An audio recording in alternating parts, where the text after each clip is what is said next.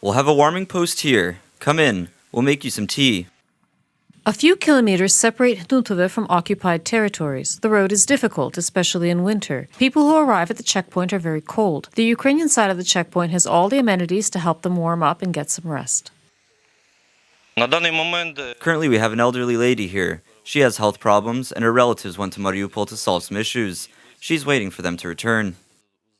People come to the territories under Ukrainian government control to obtain pension payments and buy supplies. Life in the occupied territories is not easy. It's hard. What's hard is hard. So what's wrong? Everything is wrong, that's what. We want to go back home, back to our own country.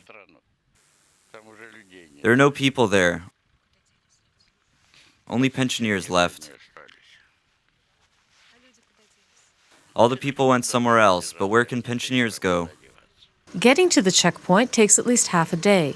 The roads on the occupied territories are destroyed, and people coming from there have to wait for hours for the militants to let them pass. It's fine here, but on that side it's grim. Some elders and I came here around 8. We waited there for 3 hours. Here it's great, no comparison.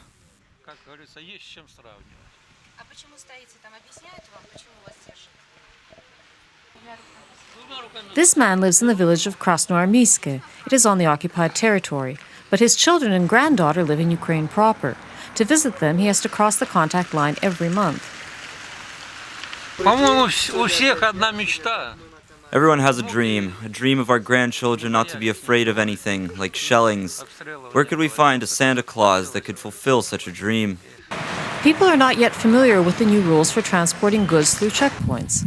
The Ukrainian government approved them on November 20th. Residents of the occupied territories are prohibited from importing goods with tax labels of the so-called Luhansk of Donetsk People's Republic. Alcohol and tobacco cannot be imported either.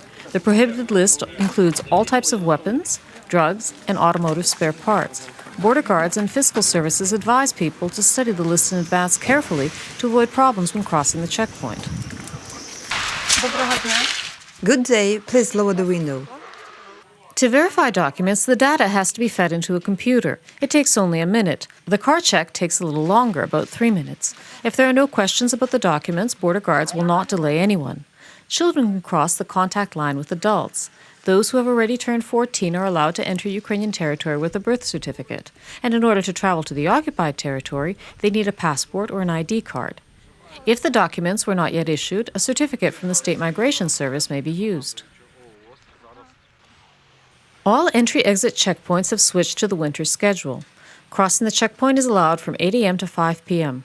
Checkpoints will also be open on New Year and Christmas.